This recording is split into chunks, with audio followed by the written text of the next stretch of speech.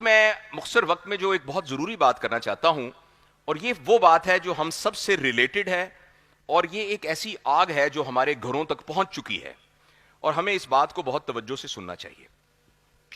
گزارش یہ ہے کہ جس وقت انسان اس دنیا میں آیا ہے نا، اور معلوم تاریخ تقریباً 70,000 سال کی معلوم تاریخ ہے، اس تاریخ میں ہمارے جو آباء و اجداد تھے وہ ہنٹر تھے، یعنی وہ نکلتا تھا ایک نیزے کے ذریعے ایک جانور کو مارتا تھا، اور وہ ایک دن کے لیے، 2 دن کے لیے خوراک کے لیے اس کے لیے کافی ہوتا تھا۔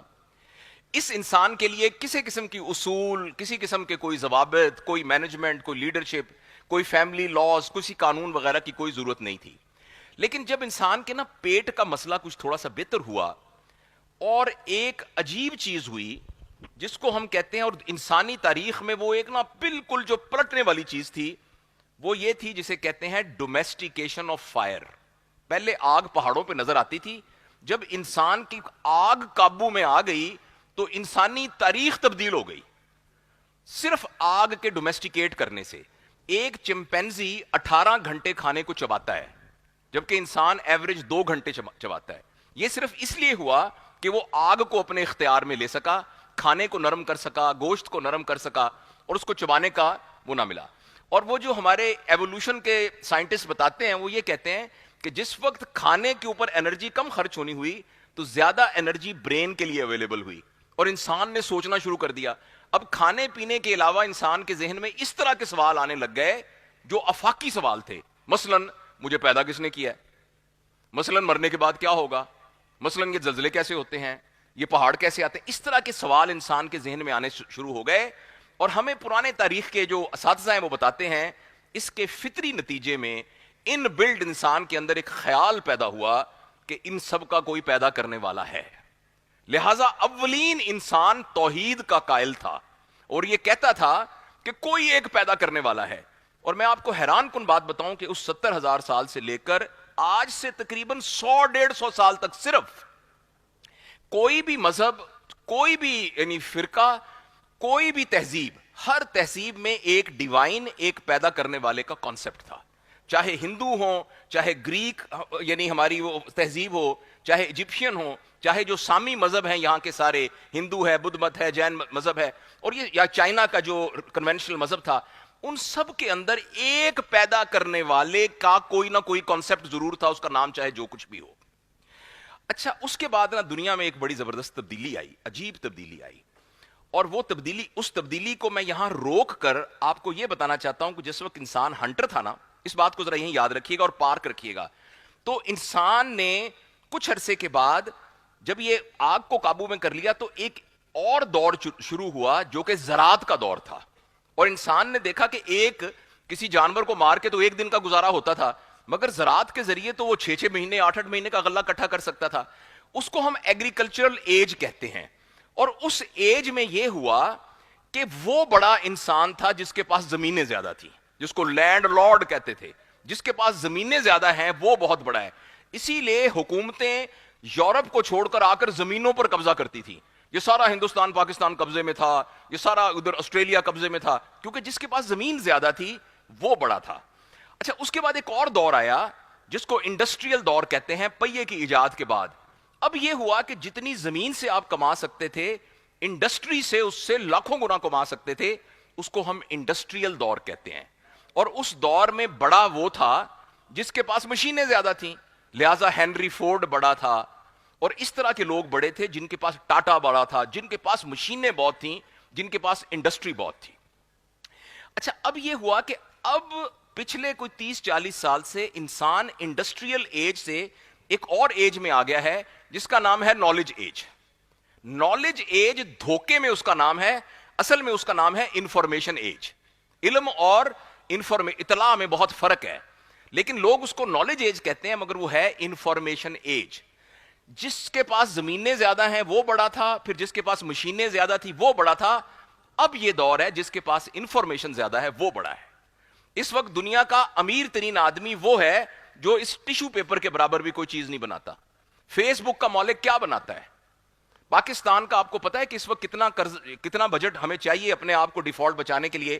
$45 بلین، $45 بلین، اور ایک آدمی دنیا کا ہے تو اس کو خیال آیا, جیسے آپ کو اچانک خیال آیا کہ آپ کوئی نیا برانڈڈ سوٹ خرید لیں تو آپ کی انکم کا 0.00005% خرچ ہوگا, مے بی اس سے بھی کم, تو آپ برانڈڈ سوٹ لے لیں گے. تو اس شخص نے ایک چیز خریدی ہے, اس کو شوق ہوا ہے, اور وہ خریدی ہے $42 بلین کی ایک بندے نے, اور پاکستان کو کتنی ضرورت ہے؟ $45 بلین. اور وہ جو چیز ہے وہ اس ٹیشو پیپر اور سوئی کے برابر بھی نہیں ہے, اس کا نام ہے ٹویٹر. اب $45 بلین کا ٹویٹر کیوں خریدا گیا ہے؟ اس لیے کہ اس میں انفارمیشن ہے. لہٰذا میں آپ کو یہ بات بتانا چاہتا ہوں کہ پہلے زمینوں والا بڑا تھا, پھر ہوا مشینوں والا بڑا, پھر ہوا انفارمیشن والا بڑا, اور انفارمیشن کا دوسرا نام تھا ڈیٹا. لہٰذا اب ذرا خطرناک باتیں شروع ہونے والی ہیں. لہٰذا آج سے تقریباً 50 سال پہلے یہ سوچا گیا کہ ڈیٹا اکٹھا کیا جائے. تو ڈیٹا اکٹھا کرنے کے لیے ڈیٹا کس کا چاہیے تھا؟ انسانوں کا. تو تمام انسانوں کو ایک کرامن کاتبین اس کے ساتھ لگا دیا گیا. اللہ پاک نے لگائے نا کرامن کاتبین, اور اس کرامن کاتبین کا نام ہے یہ موبائل فون. آپ بالکل مت سمجھیے کہ یہ آپ کی سہولت کے لیے ہے, اس پر بیٹھ کر آپ ساتھ والوں سے اپنی بیٹی سے بات کر لیتے ہیں, بیٹے سے بات کر لیتے ہیں, بیٹھ کے ویڈیو بنا لیتے ہیں. یہ وہ کرامن کاتبین ہے جو ہمارے ساتھ لگایا گیا ہے تاکہ ہمارے بارے میں سارا ڈیٹا اکٹھا کیا جا سکے. اس وقت گوگل کو پتا ہے کہ ہم میں سے کون کون یہاں بیٹھا ہوا ہے, کتنے بجے کس ہوٹل میں ہم نے کھانا کھایا تھا, کتنے کلومیٹر میں نے ٹریول کیا ہے, کس جگہ پر میری کار 3 منٹ کے لیے رکی تھی. اگر آپ کو اس بات کا یقین نہ آئے تو آپ گوگل کا اکاؤنٹ بنا کر اس میں ایک ایپ ہے, اس کے ذریعے اس کو ڈاؤن لوڈ کر کے اس کو کر دیں انیبل. ہر مہینے آپ کے پاس آپ کے پورے مہینے کی ہسٹری آ جائے گی, اور ایسی باتیں جو آپ بھول چکے ہیں وہ بھی آپ کو پتا ہوگی. یہ مت سمجھیے, دیکھیے آپ پاکستان کا ڈاک کا ابھی پتہ نہیں 10 روپے یا 20 روپے ٹکٹ ہوگی لفافے کی, تو 20 روپے دے کے آپ خط بھجواتے ہیں. آپ 1 گھنٹہ ویڈیو کال کیسے دوسرے سے امریکہ میں کر لیتے ہیں؟ اس کے پیسے کون دیتا ہے؟ میں عرض کر رہا ہوں کہ جب when you are not paying for a product then you are a product. Actually اس موبائل کی پروڈکٹ ہم ہیں. اس کے ذریعے پچھلے 30-40 سالوں میں میری, آپ کی, جناب محترم انور مسعود صاحب کی, آپ کی, سب کی, ہم سب کی فائلیں ڈیٹا کی شکل میں گوگل کے پاس موجود ہیں. اور اس ڈیٹا کے ذریعے نہ صرف یہ پتا ہے کہ میں کہاں رہتا ہوں, میری عمر کتنی ہے, میرے کتنے بچے ہیں, میری بیوی کون ہے, میرے بچے کیا کرتے ہیں. جب ایک تصویر آئی جس میں ایک بیچ تھی, جس بیچ پہ ایک لڑکے نے ایک لڑکی کا بازو پکڑا ہوا تھا اور لڑکی نے ایک گھوڑے کی, کتے کی وہ چین پکڑی ہوئی تھی, میری آنکھیں کس کے اوپر زیادہ منجمد ہوئیں, کہاں میری پیوپل زیادہ ڈائلیٹ ہوئی, یہ اس پیٹرن کو بھی ریکارڈ کر کے یہ بھی اندازہ لگایا جا چکا ہے کہ میرا اندر کا مزاج کیا ہے. آپ اس بات کو مذاق مت سمجھیں. ایک زمانے میں ہم کہتے تھے ہیومنز آر ہیکیبل. میں عرض کرتا ہوں یہ غلط ہے. Humans have already been hacked. اگر آپ کو یقین نہیں آتا, آپ ابھی بیٹھے بیٹھے, یہ ہماری بہن جو ہے یہ ساتھ ڈاکٹر صاحبہ کسی اور بہن سے کہیں کہ یہ سوٹ بڑا خوبصورت پایا ہے تسی, یہ کتوں ملتا ہے, یہ مطلب میں تے دیکھا سی اس دکان تے نہیں سی, ایک کیڑی دکان تو ملتا ہے, رنگ مجھے بہت پسند ہے. اب آپ گھر جائیں گی نا, آپ کا جو فیس بک کے اوپر پہلا ایڈ آئے گا نا, وہ ان کپڑوں کا ایڈ آئے گا, چاہے آپ نے یہ آپ آزما کے دیکھ لیجئے. تو میرے بہت ہی پیارے بہنوں اور بھائیوں, ہم سب کا ڈیٹا موجود ہے. اب میں اس کو, جہاں میں نے بات روکی تھی, جس کے پاس زمینیں زیادہ ہیں وہ امیر تھا, پھر جس کے پاس مشینیں زیادہ تھیں, اب جس کے پاس ڈیٹا زیادہ ہے وہ امیر ہے. اب میں اس کو کمپیئر کرتا ہوں کہ جس ایک وقت تھا جب پوری دنیا کسی ڈیوائن خدا کو مانتی تھی, اب اتنی بڑی چھتری کے نیچے وہ تمام لوگ جن کے منصوبے کے اندر اس ڈیٹا کو استعمال کر کے انسانوں کو ہیک کرنا تھا, انہوں نے اس چھتری سے آزاد کرنے کے لیے ایک بہت ہی دل فریب نعرہ کریٹ کیا جس کا نام تھا ہیومن رائٹس, انسانی حقوق. اور ہم کہتے ہیں ہم انسانی حقوق کے علمبردار ہیں. میں آپ کو عرض کرنا چاہتا ہوں یہ بہت بڑا ٹریپ تھا جس میں یہ کہا گیا کہ معاذ اللہ کی ذات یا کسی کی کوئی ذات کون ہوتی ہے یہ فیصلہ کرنے کے لیے کہ جاوید اقبال کیا کرے. اور جس بندے نے یہ پروجیکٹ شروع کیا اس کا نام تھا ایمانوئل کانٹ, اور کانٹ ایک بہت بڑا فلسفر تھا. اس نے ایک پروجیکٹ شروع کیا جس کا نام تھا پروجیکٹ آف انلائٹمنٹ. اس پروجیکٹ میں اس نے کہا کہ جو 5 حواس خمسہ سے جن چیزوں کو ہم پرکھ سکتے ہیں, اس کے علاوہ کسی چھٹی ذریعے سے علم کو حاصل کرنا بے سود ہے, اور وہ علم نہیں ہے. معاذ اللہ اس نے یہ بھی کہا کہ خدا کا تصور اخلاقی طور پر تو ٹھیک ہے, اصولی طور پر خدا کے تصور کا کوئی تصور نہیں ہے. اچھا اس وقت اس خیال کے خلاف پوری دنیا تھی، مگر وہ لوگ جو اس کو دلیل کے ساتھ رد کر سکتے تھے وہ اس وقت پولیٹیکل ٹرموائل کی وجہ سے تنزل میں تھے. اس وقت بغداد تنزل، اس میں یہ یعنی تنزل میں تھا ہمارا سارا اسلام کا انٹیلیجنسیا، اور ساتھ ویسٹ میں ترقی ہو رہی تھی، وہاں سائنس اینڈ ٹیکنالوجی ہو رہی تھی، اور وہاں جو ہے ایجادات ہو رہی تھیں، اس لیے اس کو سپورٹ ملی، اور لوگوں نے یہ کہنا شروع کر دیا کہ بھی جو انسان کرنا چاہے وہ کرے. انسانی حقوق کے نام پر پوری دنیا میں تنظیمیں بن گئیں. پھر انہوں نے یہ کہا کہ پھر میں انسان کہا کہ میں نے تو اس کو قتل کر دینا ہے. پھر تو نے کہا کوئی بات نہیں، اس کے لیے ہم پارلیمنٹ بنائیں گے، اس کے لیے ہم قانون بنائیں گے، اور جو قانون کے خلاف ہوگا اس کو ہم پکڑ لیں گے. لیکن اس سارے کے پیچھے ٹریپ یہ تھا کہ انسان کو یہ کہا جائے کہ تم اپنے خدا کی چھتری سے باہر نکل آؤ. یہ اینٹی اسلامک موومنٹ نہیں ہے، یہ اینٹی ریلیجن موومنٹ ہے، یہ اینٹی ڈیوائن موومنٹ ہے، جس کے نتیجے میں الہاد یعنی کوئی پیدا کرنے والے کا کانسیپٹ اتنا دل فریب طریقے سے پیش کیا گیا کہ ہمارے پاکستان کے اندر اس وقت آل پاکستان ایتھیسٹ آرگنائزیشنز ہیں، کالجوں اور یونیورسٹیوں میں باقاعدہ گروپ ہیں جو کہ انفلوئنس ہو کر یہ کہہ رہے ہیں کہ خدا کی کیا ضرورت ہے، یا خدا کی ایک رسمن ضرورت ہے.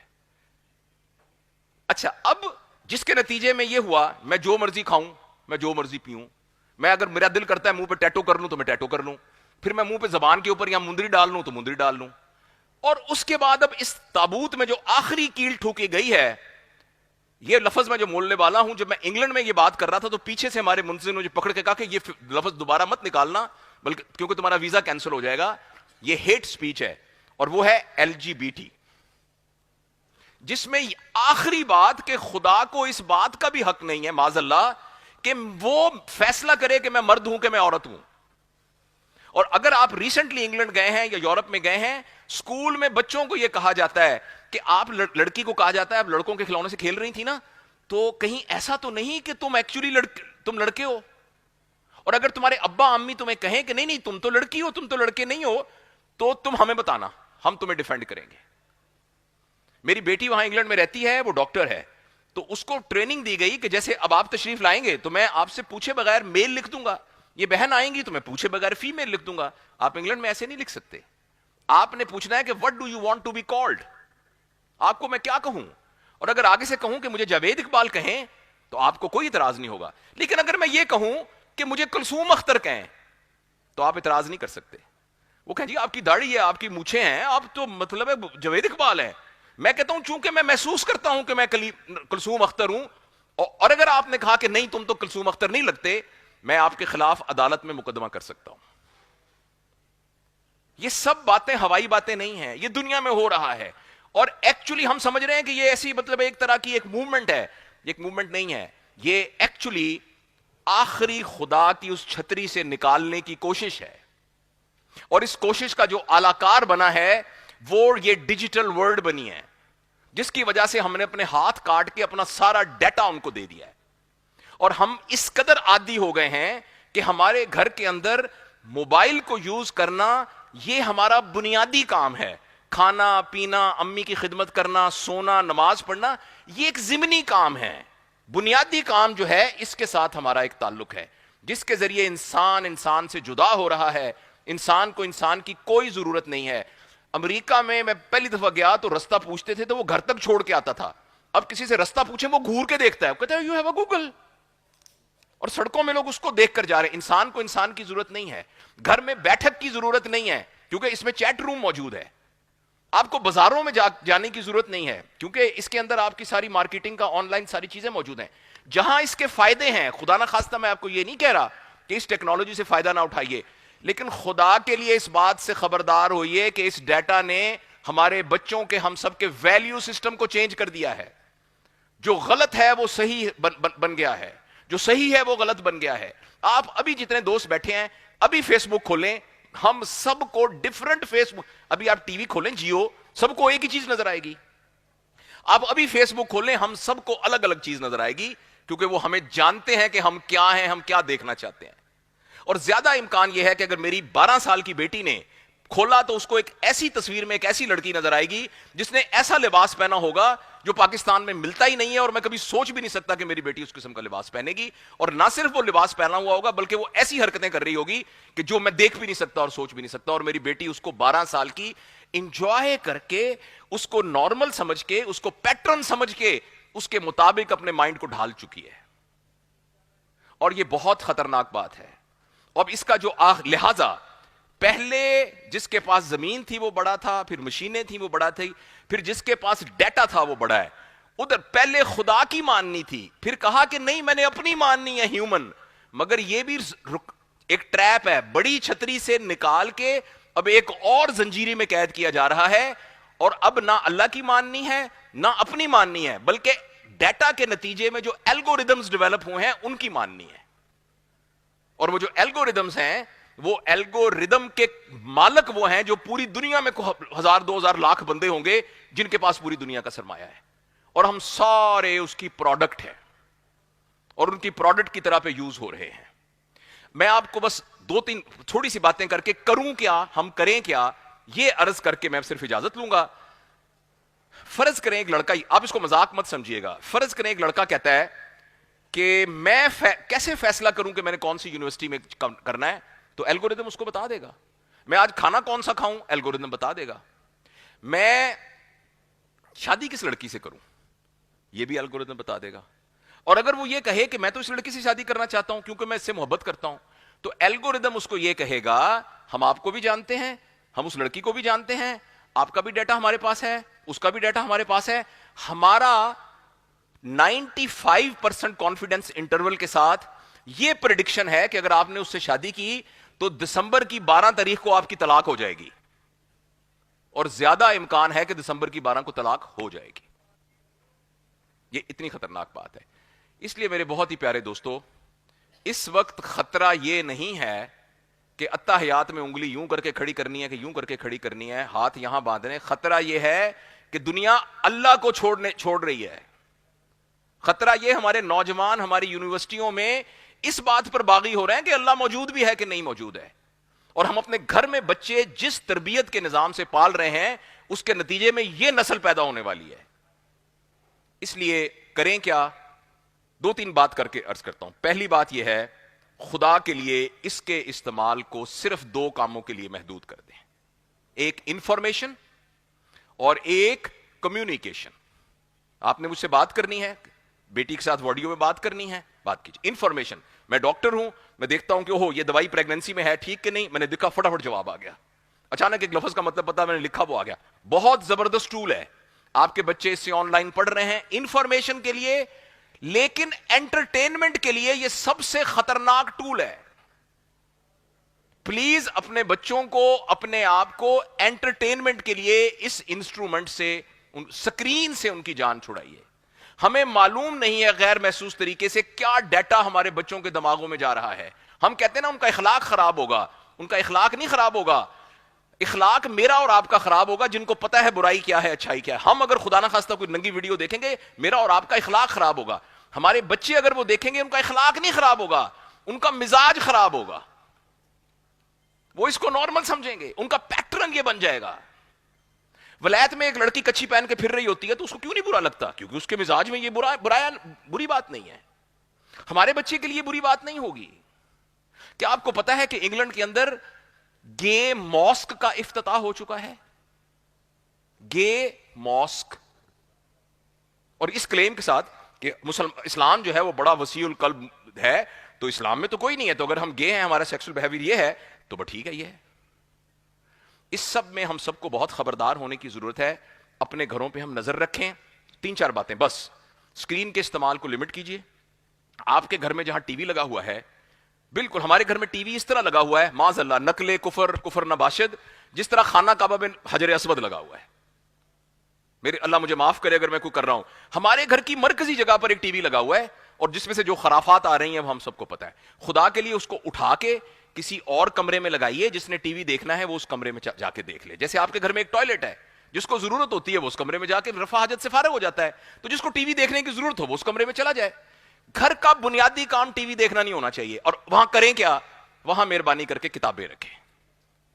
وہاں مہربانی کر کے کتابیں رکھیں.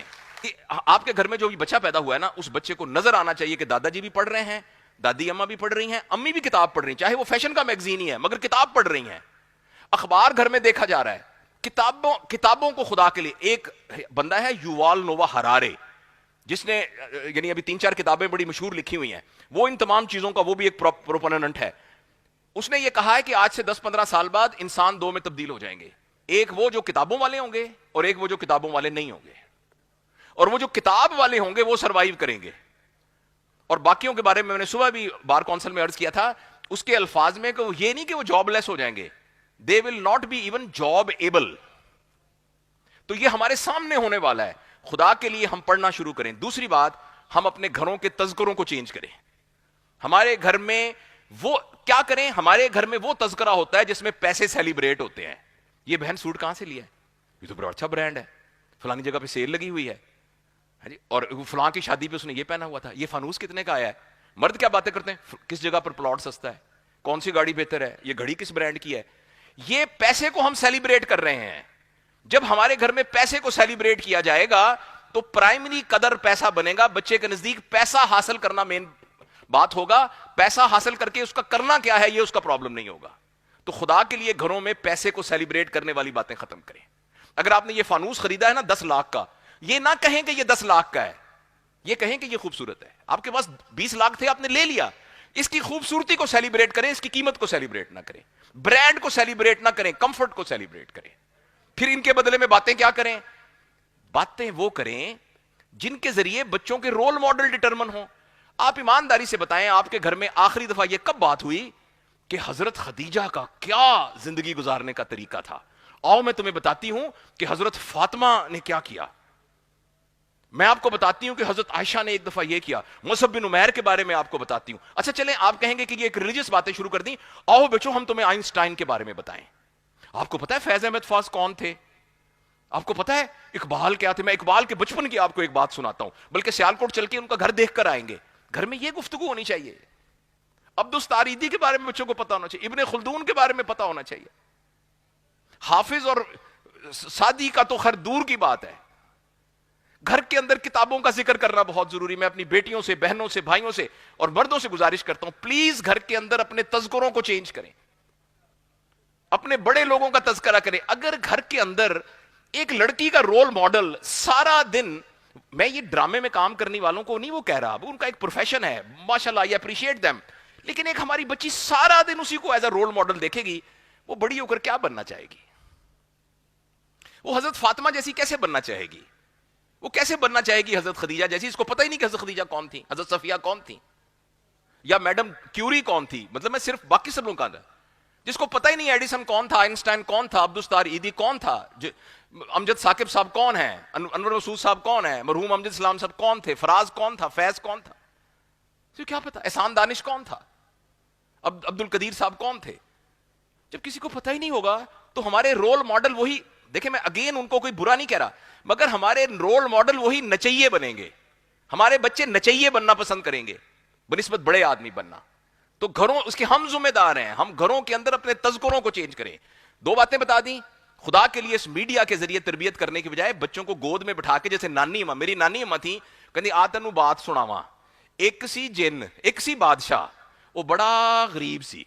اچھا ہم اس بات پر مطمئن ہو جائے کہ بادشاہ تھا, بڑا غریب تھا, وہ صبح صبح لکڑیاں کاٹنے چلا جاتا تھا.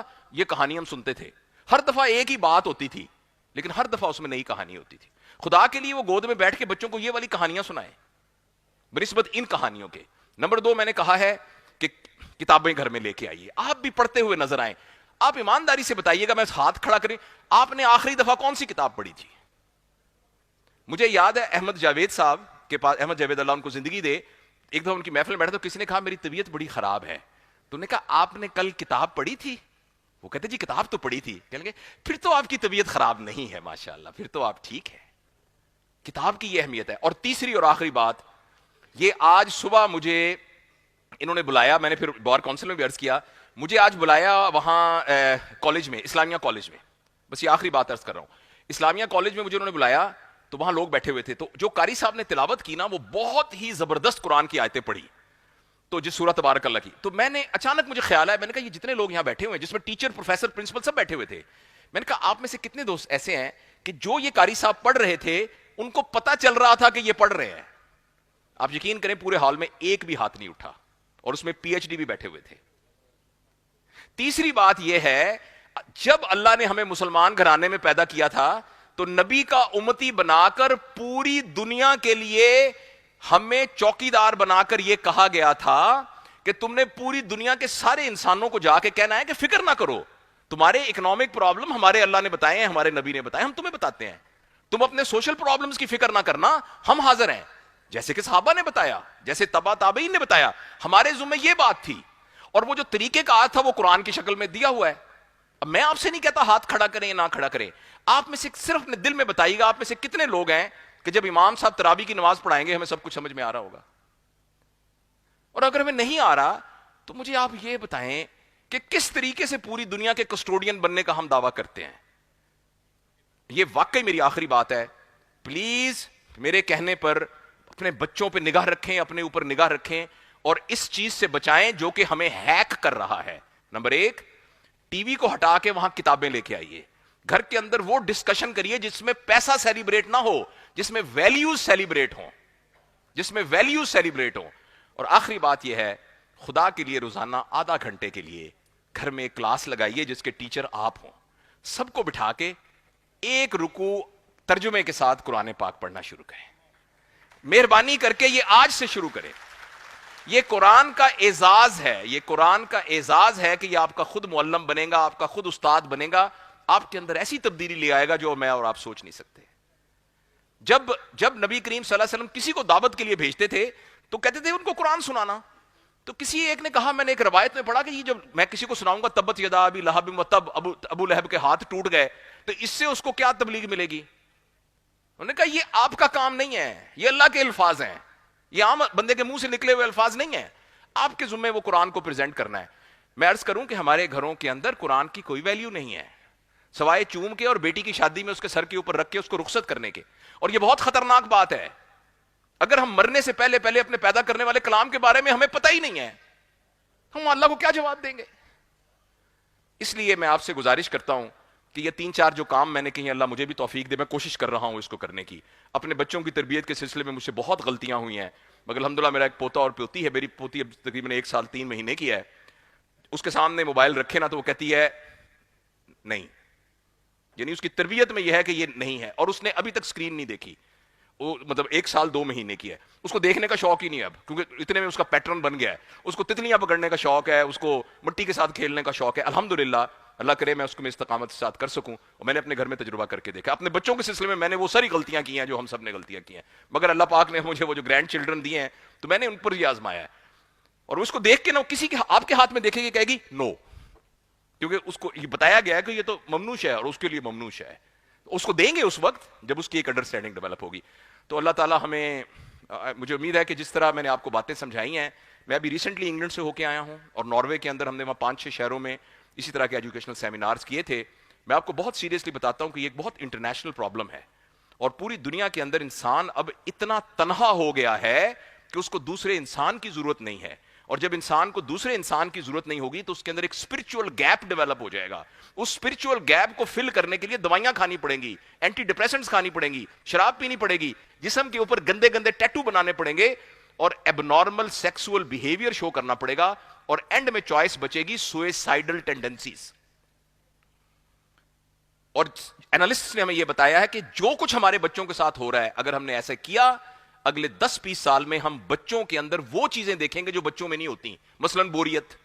ابھی آپ اپنے بچے سے 5 سال کا بچہ کہا کہ میں بور ہو رہا ہوں، بور ہونا بچے کا پرابلم نہیں ہے، کیونکہ بچے کے پاس تو ہر دفعہ کوئی نیا کام کرنے کو ہوتا ہے، لیکن بچہ اس کی وجہ سے اس کا ایڈکٹ ہو گیا ہے کہ یہ کتنا نیا کام بن سکتا ہے اس کے لیے، اور وہ پھر بور ہو رہا ہے۔ بور ہونے کے بعد اس کے اندر چائلڈہڈ ڈپریشن آئے گی، اس کے اندر سوئسائڈل ٹینڈنسیز آئیں گی۔ تو اس لیے ہم انفرادی طور پر، یہ اجتماعی طور پر تیز بارش ہو رہی ہے، اس بارش کو ہم نہیں روک سکتے، یہ پوری دنیا میں بارش ہو رہی ہے، میں آپ کو عرض کروں اس سے نہیں روک سکتے ہم، لیکن ہم خود تو رین کوٹ پہن سکتے ہیں، خود تو چھتری لے کے باہر جا سکتے ہیں۔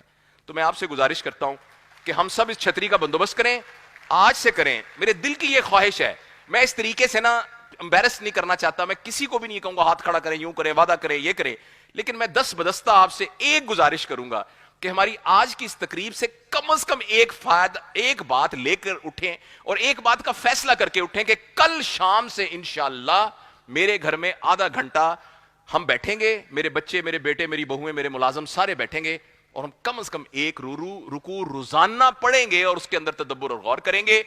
کم از کم اس کی نیت کر لیں, انشاءاللہ یہ جتنے 800 لوگ بیٹھے ہیں 800 خاندانوں کا تعلق اللہ کے ساتھ مضبوط ہونا شروع, پہلے بھی ہے, مضبوط ہونا شروع ہو جائے گا. بس یہ کچھ گزارشات تھیں جو میں نے سوچا میں آپ سے شیئر کروں.